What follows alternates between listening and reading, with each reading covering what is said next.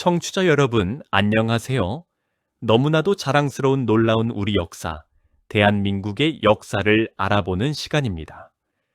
오늘 여러분께 소개해 드릴 분은 우리 독립운동사에서 정말 빛나는 별과 같은 분이십니다. 일제강점기, 그 어둡고 답답하던 시절에 우리 민족의 목소리를 전 세계에 우렁차게 외쳤던 분, 무려 8개가 넘는 나라의 말을 자유자재로 구사하셨던 천재 학자, 그리고 평생을 조국의 독립과 통일을 위해 자신의 모든 것을 바치셨던 위대한 애국자, 바로 우사 김규식 선생이십니다. 여러분, 김규식이라는 이름을 들으셨을 때 어떤 분이 떠오르시나요? 아마 이름은 들어보셨어도 자세한 이야기는 잘 모르시는 분들이 많으실 겁니다. 백범 김구 선생이나 안중근 의사, 윤봉길 의사 같은 분들에 비하면 김규식 선생의 이야기는 상대적으로 덜 알려진 편이지요. 그러나 오늘 이야기를 끝까지 들으시고 나면 분명히 이렇게 생각하시게 될 겁니다. 아, 우리 민족에게 이렇게 훌륭한 분이 계셨구나. 우리나라 사람이 이렇게나 대단했구나 하고 말입니다.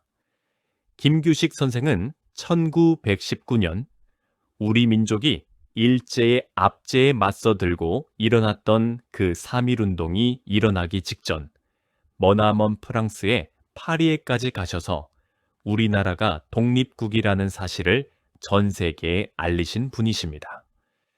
또한 대한민국 임시정부에서는 외무총장과 부주석을 지내시면서 우리 민족의 외교를 책임지셨던 분이지요.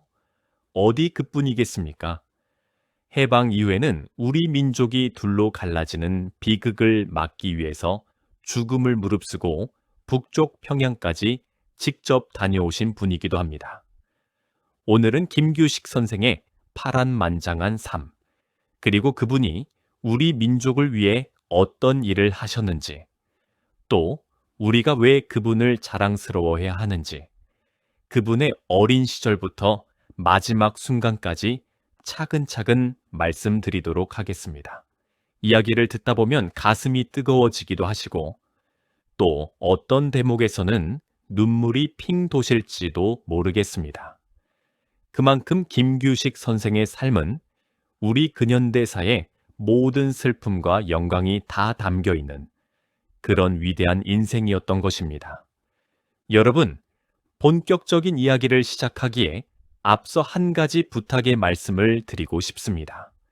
세계 어디에 내놓아도 자랑스러운 우리 역사, 그 감동적인 이야기와 찬란한 우리 문화를 더 많은 사람들에게 알리기 위해서는 여러분의 도움이 꼭 필요합니다. 이 영상이 마음에 드신다면 아래에 있는 좋아요 버튼을 꾹 한번 눌러주시고요. 또 구독 버튼도 함께 눌러주시면 정말로 큰 힘이 됩니다. 여러분의 작은 손길 하나가 우리 자랑스러운 역사를 더 많은 분들에게, 또 우리 후손들에게 전해드리는 큰 밑거름이 됩니다. 부디 잊지 마시고 좋아요와 구독 진심으로 부탁드립니다. 자, 그러면 이제 본격적인 이야기를 시작해 보겠습니다. 김규식 선생은 1881년 음력 1월 27일, 지금의 부산광역시 동래구에 해당하는 그 옛날 동래부의 한 양반 가문에서 태어나셨습니다. 본관은 청풍 김씨이고 호는 우사라고 합니다. 우사라는 호는 푸를 우제 선비 사자를 써서 푸르른 선비라는 뜻이지요. 그 호처럼 김규식 선생은 평생 푸르고 고든 선비의 길을 걸어가신 분이십니다. 그런데 여러분, 김규식 선생의 어린 시절은 정말이지 너무나도 가슴 아픈 사연으로 가득 차 있었습니다. 무엇 때문에 그러셨냐 하면 너무나 어린 나이에 부모님을 모두 잃으셨기 때문입니다. 김규식 선생의 아버님 되시는 김지성 선생은 학식이 매우 높으신 분이셨다고 합니다. 그런데 당시 조선의 정치 현실에 대해서 비판적인 글을 올렸다는 이유로 그만 유배를 가게 되셨죠. 유배지는 머나먼 한반도의 끝, 외로운 섬이었습니다. 어린 김규식이 겨우 2살 때 일이었습니다. 2살 어린아이에게서 아버지를 빼앗아간 그 부당한 권력의 칼날이 어린 한 영혼에 얼마나 깊은 그늘을 남겼겠습니까? 설상가상으로 어머니마저 어린 김규식을 두고 세상을 떠나시고 말았습니다. 어머니가 돌아가셨을 때 김규식 선생의 나이는 겨우 5살, 6살 정도였다고 합니다. 어린 나이에 아버지는 멀리 유배지에 계시고 어머니는 하늘나라로 떠나셨으니 그 어린 마음이 얼마나 외롭고 슬펐을지 짐작이 가시겠지요. 그 어린 규식이가 텅 빈 방에 홀로 앉아서 어머니를 부르며 울었을 모습을 생각하면 정말이지 가슴이 미어집니다. 그러면 누가 어린 김규식을 돌보았을까요? 친척 집을 이리저리 전전하면서 살았다고 합니다. 그러나 친척 집이라고 해도 그 시절은 모두가 형편이 어려웠고 또 친자식도 아닌데 잘 챙겨줄 리가 없었죠. 어린 규식은 굶기를 밥 먹듯이 했고 영양실조에 걸려 거의 죽을 지경까지 갔다고 합니다. 뼈만 앙상하게 남은 작은 몸으로 그 어린 영혼은 하루하루를 겨우 버티고 있었던 것입니다. 바로 이때 어린 김규식의 운명을 완전히 바꿔놓는 한 사람이 등장합니다. 바로 미국에서 조선으로 건너오신 선교사 호러스 언더우드 박사이십니다. 한국 이름으로는 원두라고 하셨던 분이죠. 이분이 누구시냐 하면 우리나라에 처음으로 기독교를 전한 선교사이자 연희전문학교, 지금의 연세대학교를 세우신 그 유명한 언더우드 선교사, 그분이 맞습니다. 언더우드 선교사가 어느 날 거의 죽어가는 어린아이가 있다는 소식을 듣고 직접 찾아오셨습니다. 그 아이가 바로 김규식이었지요. 언더우드 선교사는 이 가엾은 아이를 그냥 둘 수가 없으셨습니다. 그래서 자신의 집으로 데리고 가셔서 친자식처럼 정성껏 키우셨습니다. 여러분, 한번 상상해 보십시오. 푸른 눈에 노란 머리의 외국인 부부가 조선의 어린 고아를 거두어서 자기 자식처럼 사랑으로 키운다는 것이 얼마나 따뜻한 일이겠습니까? 어린 규식은 언더우드 부부의 따뜻한 사랑 속에서 점차 건강을 회복하고 새로운 삶을 시작하게 됩니다.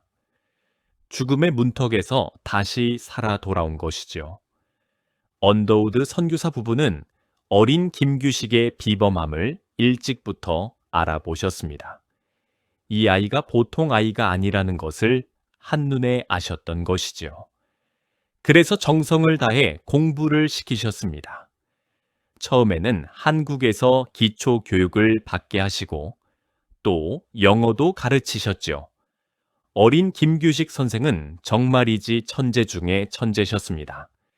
한번 보고 들은 것은 잊는 법이 없으셨고 새로운 언어를 배우는 속도가 너무나 놀라웠습니다.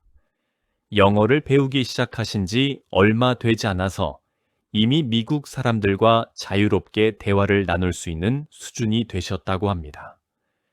언더우드 선교사가 이 아이의 천재성에 얼마나 놀라셨겠습니까?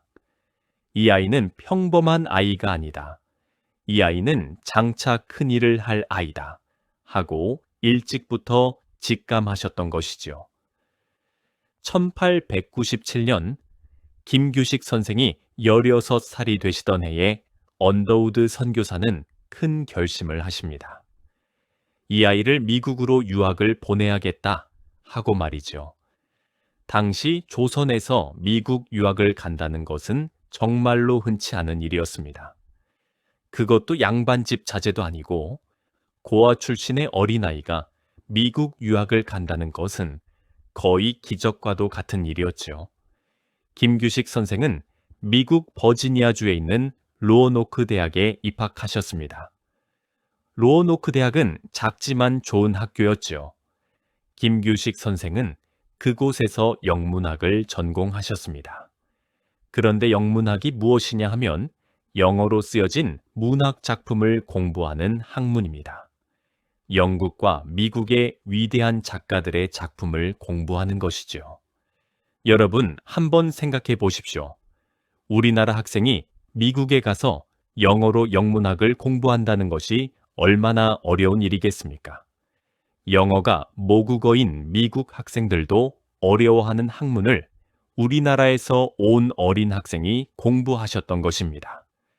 그것도 그냥 공부한 것이 아니라 누구보다 뛰어난 성적으로 공부하셨죠. 김규식 선생은 학교에서 학생들과 교수님들에게 정말 큰 사랑을 받았다고 합니다. 동급생들은 김규식이 동양에서 온 천재 학생이라며 경이로워했고, 교수님들도 그의 학식과 인품에 깊이 감탄하셨다고 합니다. 김규식 선생은 토론대회에 나가서 상을 휩쓸기도 하셨고, 졸업하실 때는 그 우수한 성적으로 졸업하셨다고 합니다. 그뿐만이 아닙니다. 김규식 선생은 로어노크 대학을 졸업하신 다음에 그 유명한 프린스턴 대학교 대학원에 진학하셨습니다. 프린스턴 대학교가 얼마나 유명한 학교냐 하면 미국에서도 손꼽히는 명문 중의 명문 대학교입니다. 우리나라로 치면 서울대학교 대학원에 가는 것과 비슷하지요. 아니, 그보다 훨씬 어려운 일이라고 보시면 됩니다. 1904년 김규식 선생은 프린스턴 대학교 대학원에서 영문학 석사 학위를 받으셨습니다. 동양에서 온 한 청년이 미국 최고 명문대학에서 영문학 석사 학위를 받았다는 것은 그 시절로서는 정말로 놀라운 일이었습니다. 그것도 우리나라가 아직 일본에 빼앗기기도 전 조선이라는 나라가 한참 약해져 가던 그 시절의 말입니다. 여러분, 그런데 더 놀라운 사실이 있습니다. 김규식 선생이 평생 동안 익히신 언어가 무려 8개에서 9개 정도가 된다는 사실입니다. 한국어는 물론이고 영어, 프랑스어, 독일어, 러시아어, 중국어, 일본어, 그리고 몽골어와 산스크리트어까지 하셨다고 합니다. 산스크리트어가 무엇이냐 하면 옛날 인도에서 쓰던 고대 언어입니다. 불교 경전이 산스크리트어로 쓰여 있지요. 그렇게 어려운 고대 언어까지 공부하실 정도로 학구열이 대단한 분이셨던 것입니다. 언어 천재라는 말은 김규식 선생을 두고 하는 말입니다. 보통 사람들은 평생 모국어 하나도 제대로 익히기 힘든데 어떻게 그 많은 언어를 다 통달하실 수 있으셨을까요? 그것은 그분이 가지신 천부적인 재능과 함께 끊임없는 노력과 학구열이 있었기 때문일 것입니다. 책 한 권을 손에 들면 밤을 새워서라도 다 읽어내야 직성이 풀리는 그런 학자의 끈기가 있으셨던 것이지요. 자, 그렇다면 김규식 선생은 미국에서 학위까지 받고 미국에서 편하게 사실 수도 있었을 텐데 왜 굳이 조선으로 돌아오셨을까요? 그 답은 아주 분명합니다. 바로 조국 때문이었습니다. 미국에서 공부하시는 동안에도 김규식 선생의 마음속에는 늘 고향 조선이 자리 잡고 있었습니다. 조선이 일본의 위협에 점점 시달리고 있다는 소식이 들려올 때마다 김규식 선생의 가슴은 찢어지는 듯 했습니다. 더 이상 미국에 머무를 수 없다. 조국으로 돌아가서 우리 민족을 위해 일해야겠다 하고 결심하셨던 것이지요. 1904년 김규식 선생은 마침내 10여 년 만에 고국으로 돌아오셨습니다. 그때 그분의 나이 23살이었습니다. 조선에 돌아오신 김규식 선생은 처음에는 YMCA라고 하는 기독교 청년회에서 일하셨습니다. 그곳에서 청년들에게 영어와 학문을 가르치셨죠. 또한 세문안교회의 장로로 봉직하시면서 신앙생활도 열심히 하셨습니다. 그러나 김규식 선생이 귀국하신 직후 우리 민족에게는 정말로 끔찍한 일이 일어났습니다. 1905년 일본이 우리나라의 외교권을 강제로 빼앗는 을사늑약을 강요한 것입니다. 이때부터 일본의 본격적인 침략이 시작되었지요. 그리고 결국 1910년 8월 29일 우리 민족이 결코 잊을 수 없는 그 비통한 날이 오고야 말았습니다. 바로 한일 강제 병합이 이루어진 날이지요.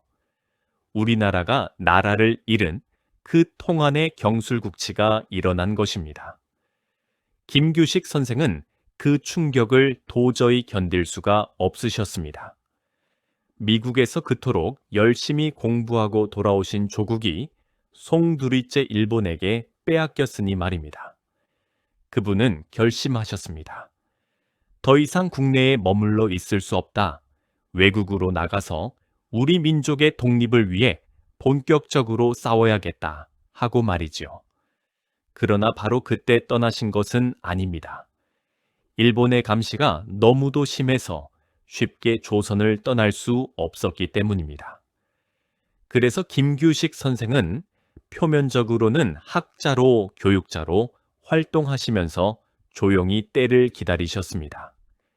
연희전문학교, 그러니까 지금의 연세대학교에서 교수로 학생들을 가르치시기도 했지요. 그러다가 1913년 김규식 선생은 마침내 조선을 떠나서 중국으로 망명하셨습니다.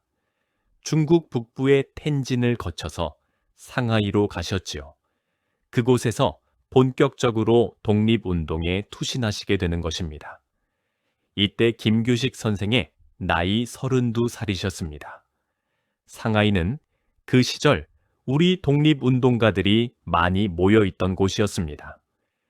김규식 선생은 그곳에서 신규식 선생, 박은식 선생 같은 다른 독립운동가들과 만나서 함께 독립운동의 기반을 다져 나가셨지요. 머나먼 타국 땅에서 같은 뜻을 가진 동지들을 만났을 때 그 마음이 얼마나 든든하셨겠습니까? 자, 청취자 여러분, 여기까지가 김규식 선생의 어린 시절부터 청년 시절, 그리고 독립운동을 본격적으로 시작하시기 전까지의 이야기였습니다. 부모를 잃은 가엾은 고아에서 미국에서 최고의 교육을 받은 천재 학자로, 그리고 다시 조국을 위해 모든 것을 던지는 독립운동가로 변모해가는 한 영혼의 모습을 잠시 살펴보았습니다. 여러분, 이제 잠깐 이야기를 멈추고 다시 한번 부탁의 말씀을 드릴까 합니다. 세계 어디에 내놓아도 자랑스러운 우리 역사, 그 감동적인 이야기와 찬란한 우리 문화를 더 많은 사람들에게 알리기 위해서는 여러분의 좋아요와 구독이 정말로 큰 힘이 됩니다. 아직 좋아요와 구독을 안 누르신 분들이 계시다면 지금이라도 꼭 한번 눌러주십시오. 여러분의 작은 손길이 우리 자랑스러운 역사를 더 많은 사람들에게 알리는 큰 힘이 됩니다. 자, 그럼 이제 김규식 선생의 본격적인 활약상, 그분이 진짜로 우리 민족을 위해 어떤 일을 하셨는지 그 빛나는 업적을 들려드리도록 하겠습니다. 여러분, 이제부터가 김규식 선생의 진짜 이야기입니다. 김규식 선생의 일생에서 가장 빛나는 순간, 그리고 우리 민족이 영원히 기억해야 할 그 위대한 업적이 본격적으로 펼쳐지는 시기이지요. 1919년 우리 민족이 결코 잊을 수 없는 해입니다. 그해 3월 1일 서울 종로의 탑골공원에서 우리 민족이 한 목소리로 외친 그 함성이 들리시나요?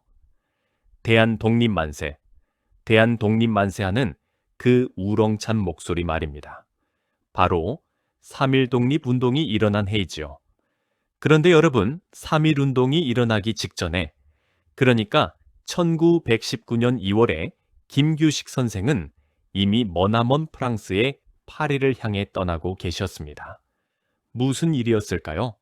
바로 파리 강화회의에 가시기 위해서였습니다. 파리 강화회의가 무엇이냐 하면 1918년에 끝난 제1차 세계대전이 끝난 뒤 전 세계 강대국들이 모여서 전쟁 후에 새로운 세계 질서를 의논하는 큰 회의였습니다. 영국, 프랑스, 미국, 이탈리아, 일본 같은 나라들이 모여서 세계 지도를 다시 그리는 그런 엄청난 회의였죠. 이 회의에서 미국의 윌슨 대통령이 매우 중요한 원칙을 발표하셨습니다.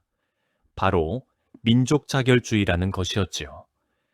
민족 자결주의가 무엇이냐 하면 모든 민족은 다른 민족의 지배를 받지 않고 스스로 자기 운명을 결정할 권리가 있다는 그런 뜻입니다. 이 소식을 들으신 우리 독립운동가들의 마음이 어떠하셨겠습니까? 정말로 가슴이 뛰셨겠지요. 우리 민족도 일본의 지배에서 벗어나서 스스로의 운명을 결정할 권리가 있다는 것을 전 세계에 알릴 절호의 기회였으니까요. 그래서 상하이에 있던 우리 독립운동가들은 신한청년당이라는 단체를 중심으로 파리 강화회의에 대표를 보내기로 결정했습니다. 그런데 누구를 보낼 것이냐? 그것이 큰 문제였습니다. 영어와 프랑스어를 자유자재로 구사할 수 있고 또 외국 사람들 앞에서 당당하게 우리 민족의 입장을 설명할 수 있는 사람, 그런 사람이 필요했습니다. 그 적임자가 누구였겠습니까? 바로 김규식 선생이셨습니다. 미국에서 명문대학을 졸업하시고 영어와 프랑스어를 모국어처럼 구사하시며 학식과 인품 모두 뛰어나신 김규식 선생만큼 적합한 분이 없었지요. 1919년 2월 1일 김규식 선생은 신한청년당 대표 자격으로 파리를 향해 떠나셨습니다. 그런데 여러분, 그 여정이 얼마나 험난했는지 아십니까? 그 시절은 비행기로 휙 가는 시대가 아니었습니다. 배를 타고 또 기차를 타고 몇 달에 걸쳐서 가야 하는 그런 머나먼 길이었죠. 상하이에서 출발해서 홍콩을 거치고 싱가포르와 말레이시아를 지나고 인도양을 건너고 그리고 수에즈 운하를 거쳐서 마침내 프랑스 마르세유 항구에 도착하기까지 무려 한 달이 넘게 걸렸다고 합니다. 그 긴 항해 동안 김규식 선생은 어떻게 우리 민족의 독립을 호소할지 그 방법을 골똘히 생각하고 또 생각하셨습니다. 흔들리는 배 안에서 밤마다 등잔불을 켜놓고 영어와 프랑스어로 청원서를 쓰고 또 다듬으셨겠지요. 그분의 어깨에 짊어진 짐의 무게가 얼마나 무거우셨겠습니까? 한 민족의 운명이 그분의 한마디 한마디에 달려 있었으니 말입니다. 그리고 마침내 1919년 3월 13일경 김규식 선생은 파리에 도착하셨습니다. 그러나 안타깝게도 김규식 선생이 파리에 도착하셨을 때 강화회의의 분위기는 우리 민족에게 결코 호의적이지 않았습니다. 왜냐하면 일본은 그 회의에서 승전국 중에 하나였기 때문입니다. 일본은 강화회의에서 큰 영향력을 행사하고 있었지요. 게다가 김규식 선생에게는 더 큰 어려움이 또 있었습니다. 김규식 선생은 어떤 나라의 대표 자격으로도 회의에 참석할 수가 없었습니다. 왜냐하면 우리나라는 이미 나라가 망한 상태였기 때문입니다. 일본이 보면 김규식 선생은 그저 일본 식민지에서 온 한 사람일 뿐이었지요. 그러나 김규식 선생은 결코 좌절하지 않으셨습니다. 그분은 파리 시내에 작은 사무실을 빌리시고 그곳을 한국공보국이라고 이름 붙이셨습니다. 그리고 그곳에서 우리 민족의 독립을 호소하는 청원서와 각종 자료를 영어와 프랑스어로 만들어서 강화회 대표들에게 보내기 시작하셨습니다. 청취자 여러분, 한번 상상해 보십시오. 머나먼 파리의 한 작은 사무실에서 동양에서 온 한 학자가 밤낮으로 외국어로 글을 쓰고 또 그 글들을 들고 직접 회의장 근처를 다니면서 외국 기자들과 외교관들에게 한국의 사정을 설명하는 그 모습을 말입니다. 한 끼 식사도 제대로 못 챙겨 드시면서 오로지 조국의 독립을 알리기 위해 거리를 걷고 또 걸으시는 그 외로운 모습을요. 김규식 선생은 한국이라는 나라가 어떤 나라이며 일본이 어떻게 한국을 강제로 빼앗았는지, 그리고 한국 민족이 얼마나 일본의 지배 아래에서 고통받고 있는지를 끈질기게 또 정확하게 설명하셨습니다. 그분의 유창한 영어와 프랑스어 뛰어난 학식, 그리고 정중하면서도 단호한 태도는 많은 외국인들에게 깊은 인상을 남겼다고 합니다. 특히 김규식 선생은 1919년 4월에 강화회의에 정식 청원서를 제출하셨습니다. 그 청원서에는 한국이 독립국이며 일본의 지배는 부당하다는 내용이 자세하게 담겨 있었죠. 비록 그 청원서가 강화회에서 정식으로 다루어지지는 못했지만 그것은 우리 민족이 처음으로 국제사회에 공식적으로 독립을 호소한 매우 중요한 문서였습니다. 그뿐만 아니라 김규식 선생은 파리에 와 있던 각국의 신문 기자들과도 적극적으로 만나셨습니다. 미국, 영국, 프랑스, 이탈리아 등 여러 나라의 신문 기자들과 만나서 한국의 사정을 알리신 결과 외국 신문에도 한국에 관한 기사들이 실리기 시작했습니다. 그동안 일본이 철저히 가리고 있었던 한국의 진실이 조금씩 세계에 알려지기 시작한 것이죠. 여러분, 그런데 김규식 선생이 파리에 머무시는 동안 머나먼 한반도에서는 어떤 일이 일어났을까요? 바로 3.1 독립운동이 일어났습니다. 1919년 3월 1일 우리 민족이 한 목소리로 일어난 그 위대한 만승동이 파리에까지 알려지게 된 것이죠. 3.1 운동의 소식이 파리에 전해지자 김규식 선생의 활동은 더욱 강력한 힘을 얻게 되었습니다. 한국 사람들이 단순히 일본에 굴복한 식민지 민족이 아니라 자유와 독립을 위해 목숨을 걸고 일어선 위대한 민족이라는 것을 전 세계에 보여준 것이었으니까요. 김규식 선생은 외국 기자들에게 이렇게 말씀하실 수 있었죠. 보십시오, 우리 한국 민족이 이렇게 한 목소리로 독립을 외치고 있습니다. 한국은 결코 일본의 일부가 아닙니다. 라고 말입니다. 김규식 선생이 파리에서 활동하시는 동안 1919년 4월 11일 중국 상하이에서는 역사적인 일이 벌어집니다. 바로 대한민국 임시정부가 수립된 것이지요. 우리 대한민국이 비록 나라는 빼앗겼지만 우리의 정부는 살아있다는 것을, 그래서 망명정부를 세웠다는 그 일이지요. 그리고 그 임시정부에서 김규식 선생은 외무총장, 그러니까 지금으로 치면 외교부 장관에 해당하는 자리에 임명되셨습니다.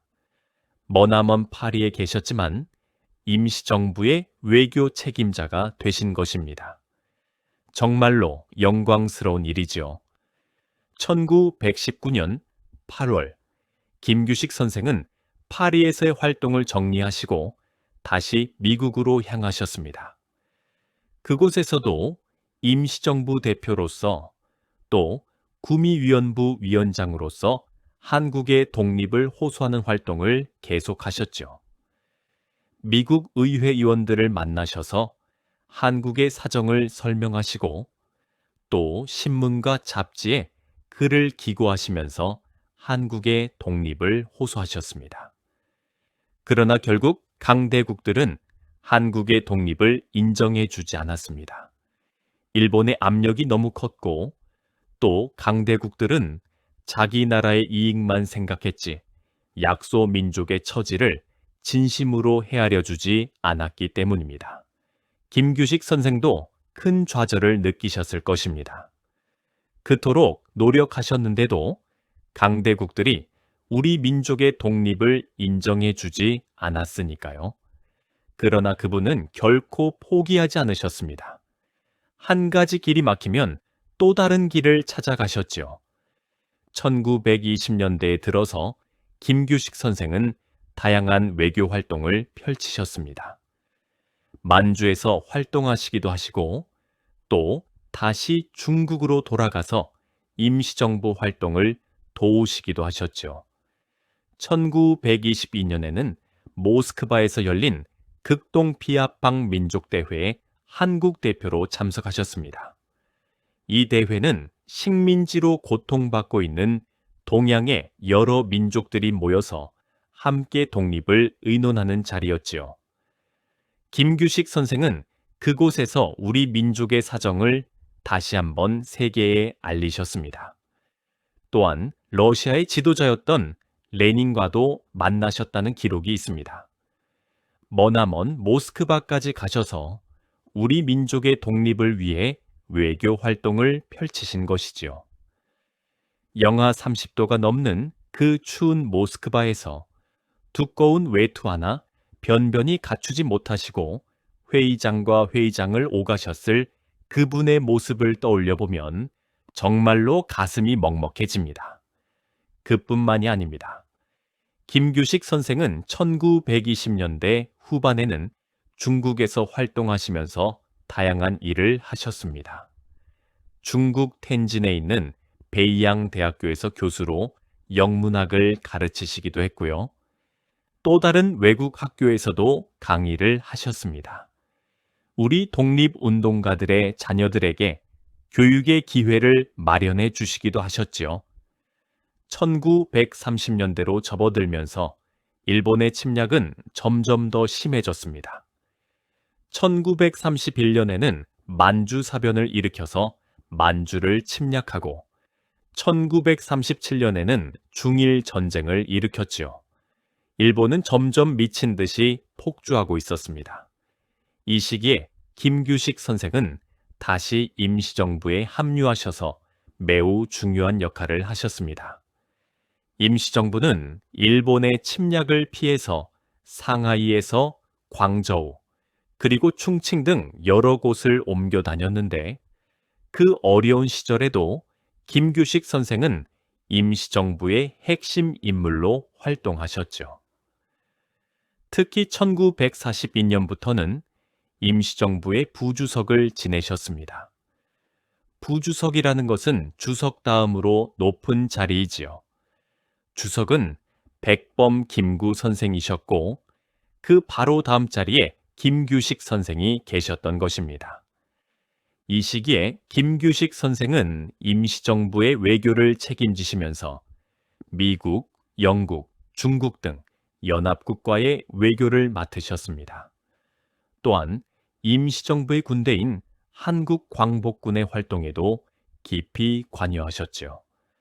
한국광복군은 우리 임시정부가 만든 정식 군대로 일본과 직접 싸우기 위해 창설된 군대였습니다. 여러분, 그렇게 길고 길었던 시간이 지나고 마침내 그날이 왔습니다. 1945년 8월 15일. 우리 민족이 그토록 기다리고 기다리던 그 광복의 날이 온 것입니다. 일본이 연합국에 항복하고 우리 민족은 마침내 36년이라는 긴 식민지의 사슬에서 풀려나게 되었습니다. 김규식 선생이 그 소식을 들으셨을 때 그분의 마음이 어떠하셨겠습니까? 평생을 바쳐서 추구해 오신 조국의 독립이 마침내 이루어진 것이니 그 감격은 말로 다 할 수가 없으셨겠지요. 아마도 그 자리에 주저앉아서 한참을 우셨을 것입니다. 어머니, 어머니 하시면서 말입니다. 1945년 11월 김규식 선생은 백범 김구 선생을 비롯한 다른 임시정부 요인들과 함께 그토록 그리워하시던 조국으로 돌아오셨습니다. 무려 32년 만의 귀국이었습니다. 그러니까 1913년에 조국을 떠나신 후로 정말로 오랜 세월이 흐른 후에야 다시 발을 디디신 것이지요. 그 발걸음이 얼마나 무거우면서도 또 가벼우셨겠습니까? 조국으로 돌아오신 김규식 선생은 그러나 또 다른 시련에 직면하시게 됩니다. 광복은 되었지만 우리 민족은 또 다른 비극을 마주하고 있었으니까요. 바로 남과 북으로 갈라지는 분단의 위기였습니다. 미국과 소련이 한반도에 들어와서 북위 38도선을 경계로 남쪽은 미군이, 북쪽은 소련군이 점령했지요. 우리 민족은 광복의 기쁨도 채 누리기 전에 또다시 외세에 의해 두 동강이 날 위기에 처한 것입니다. 김규식 선생은 이 분단을 어떻게 해서든지 막아야 한다고 생각하셨습니다. 만약 우리 민족이 두 동강이 나면 우리는 영원히 갈라져서 서로 싸우게 될 것이라는 것을 그분은 누구보다 잘 알고 계셨던 것이지요. 그래서 김규식 선생은 좌익과 우익이 함께 협력해야 한다고 주장하셨습니다. 그래서 좌우합작 운동을 일으키시고 또 민족자주연맹이라는 단체를 만들기도 하셨죠. 어떻게 해서든지 우리 민족이 하나로 뭉쳐야 한다는 그 일념이셨습니다. 1948년 정말로 비통한 일이 일어나려고 하고 있었습니다. 미국이 남쪽만 따로 단독 정부를 세우려고 한 것입니다. 김규식 선생과 김구 선생은 이것을 결사적으로 반대하셨습니다. 만약 남쪽만 따로 정부를 세우면 북쪽도 따로 정부를 세울 것이고 결국 우리 민족은 연경 갈라지게 될 것이기 때문이었지요. 그래서 두 분은 정말로 위험을 무릅쓰고 어려운 결심을 하셨습니다. 직접 평양에 가서 북쪽의 지도자들과 만나서 통일을 의논하자 하는 것이었지요. 1948년 4월 김규식 선생과 김구 선생은 38선을 넘어서 평양으로 향하셨습니다. 여러분, 한번 상상해 보십시오. 이른 가까운 노인 두 분이 자신들의 정치적 안위를 모두 내던지시고 오로지 민족의 통일을 위해 그 위험한 38선을 걸어 넘으시는 그 모습을 말입니다. 그 발걸음 하나하나에 우리 민족의 운명이 걸려 있다는 그 무거운 책임감을 짊어지신 채로요. 이 행보는 정말로 위험한 일이었습니다. 남쪽에서는 두 분이 공산주의자들과 손을 잡으려 한다며 비난하는 사람들도 있었고 또 북쪽에서 어떤 위험을 만날지도 모르는 일이었지요. 그러나 두 분은 우리 민족의 통일을 위해서라면 어떤 위험도 감수하시겠다는 그 결심으로 평양에 가셨습니다. 평양에서 김규식 선생과 김구 선생은 김일성 등 북쪽의 지도자들과 만나셨고 남북협상회의에 참석하셨습니다. 그리고 남북이 함께 나라를 만들고 외국 군대는 모두 물러가야 한다는 등의 합의를 이끌어내셨죠. 그러나 안타깝게도 그 합의는 끝내 지켜지지 못했습니다. 결국 1948년 8월에는 남쪽의 대한민국 정부가 수립되었고 9월에는 북쪽의 조선민주주의인민공화국이 수립되었습니다. 우리 민족은 결국 두 동강이 나고 만 것이지요. 김규식 선생의 마음이 얼마나 찢어지셨겠습니까? 평생을 우리 민족의 독립과 통일을 위해 바치셨는데 결국 조국이 두 동강이 나는 것을 막지 못하셨으니까요. 그분은 깊은 좌절감 속에서도 끝까지 통일을 위한 노력을 포기하지 않으셨습니다. 그러나 비극은 거기서 끝나지 않았습니다. 1950년 6월 25일 한국전쟁이 일어나고 만 것입니다. 같은 민족이 서로에게 총부리를 겨누는 그 끔찍한 비극이 시작된 것이지요. 서울에 계시던 김규식 선생은 미처 피난을 가지 못하셨고 결국 인민군에 의해 강제로 북으로 끌려가시고 말았습니다. 이때 그분의 나이 70이셨습니다. 70이라는 그 고령에 한겨울에 머나먼 북쪽으로 끌려가시는 그 고통이 얼마나 크셨겠습니까? 그리고 1950년 12월 10일 김규식 선생은 평안북도 만포에서 끝내 숨을 거두시고 말았습니다. 향년 70살이셨지요. 평생을 조국을 위해 바치셨던 그 위대한 영혼이 그렇게 머나먼 북녘 땅에서 마지막을 맞이하시고 만 것입니다. 청취자 여러분, 김규식 선생의 마지막 모습을 상상하시면 가슴이 너무나 아픕니다. 평생을 조국의 독립과 통일을 위해 바치셨던 분이 결국 그 분단의 비극 속에서 외로이 쓰러지시고 말았으니까요. 그분의 묘소는 지금도 정확히 어디인지 알 수 없다고 합니다. 그저 평안북도 어딘가에 묻혀 계실 것이라고 짐작할 뿐이지요. 그분이 그토록 사랑하셨던 조국의 어느 한 구석, 차가운 흙 속에 외로이 잠들어 계신다고 생각하니 정말 가슴이 미어집니다. 여러분, 잠깐 또 부탁의 말씀을 드리고 가겠습니다.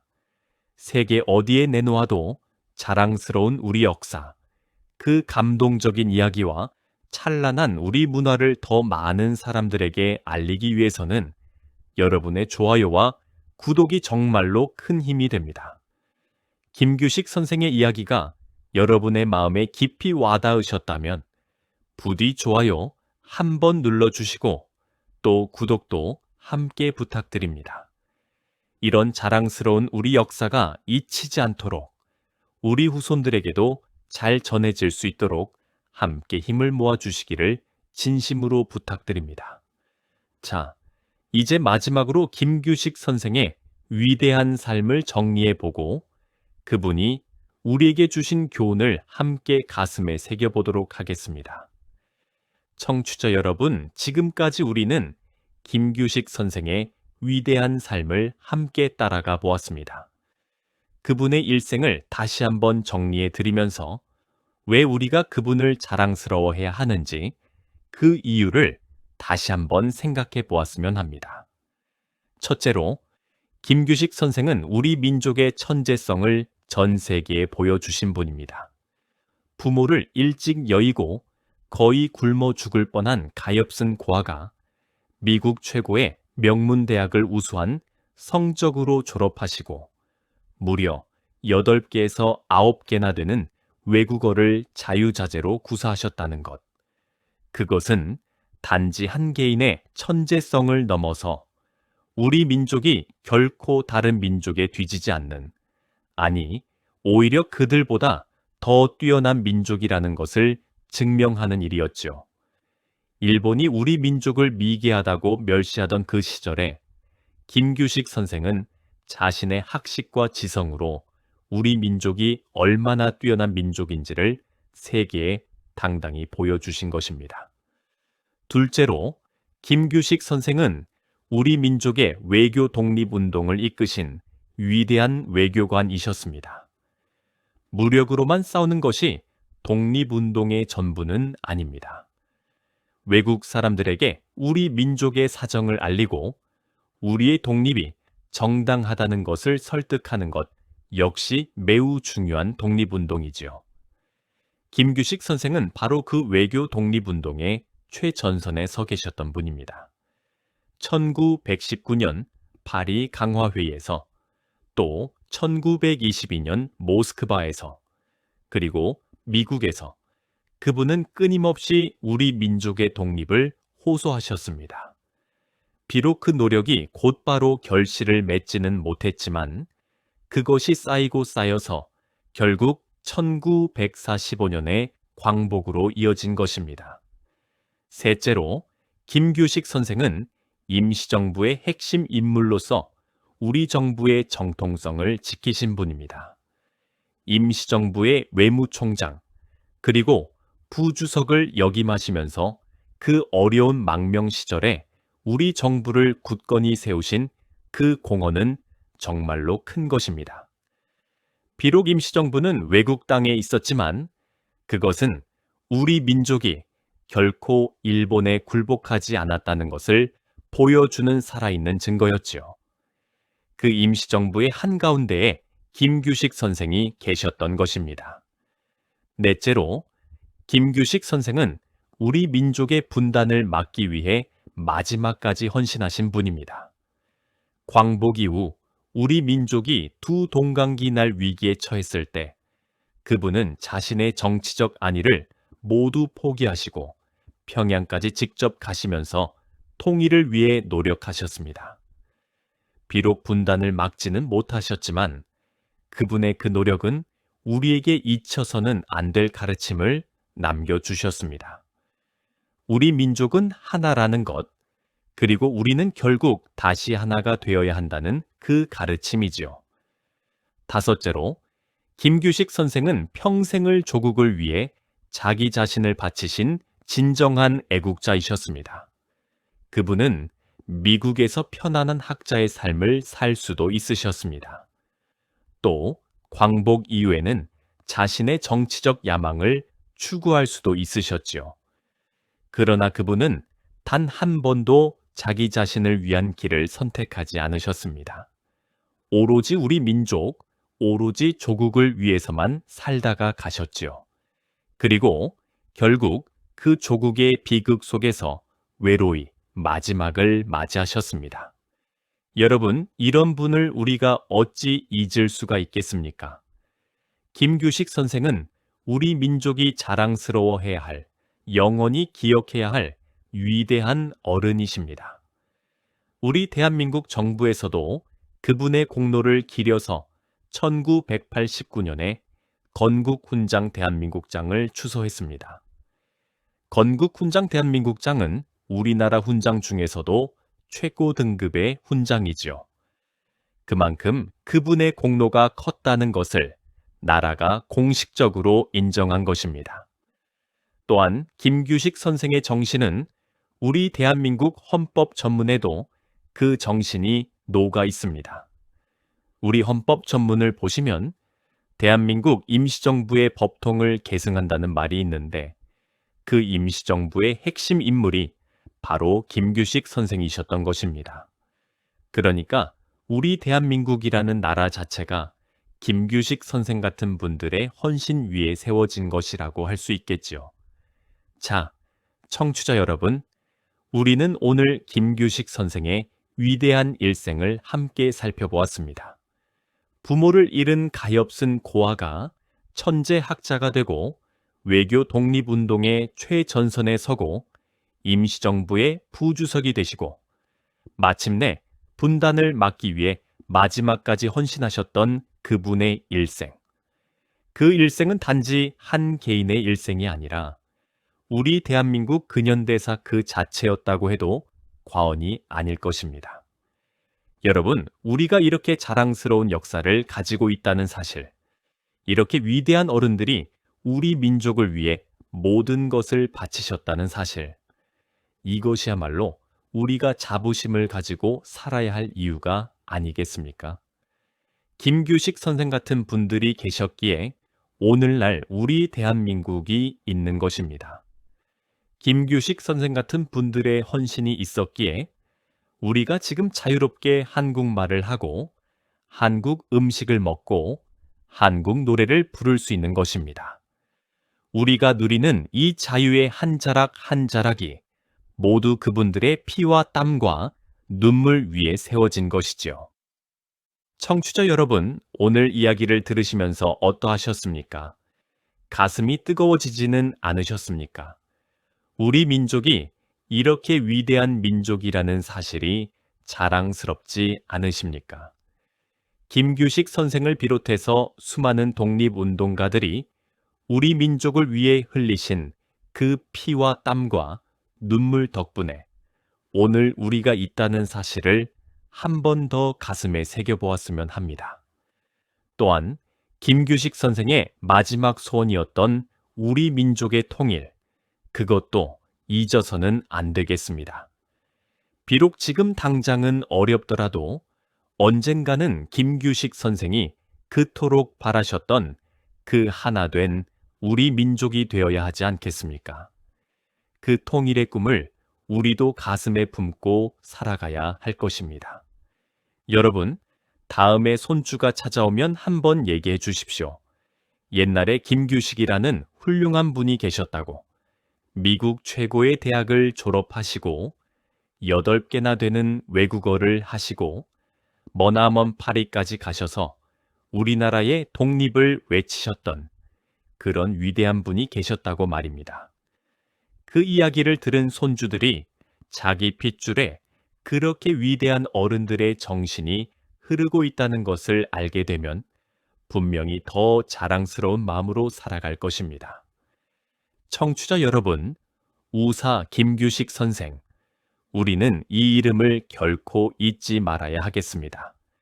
그분이 평생을 바쳐 지키고자 하셨던 우리 민족의 자존심, 그분이 끝까지 포기하지 않으셨던 우리 민족의 통일, 그분이 보여주셨던 그 위대한 학문과 외교의 길, 이 모든 것이 우리에게 남겨주신 소중한 유산입니다. 놀라운 우리 역사 이야기는 오늘도 계속됩니다. 청취자 여러분, 그럼 다음 시간에 또 뵙겠습니다.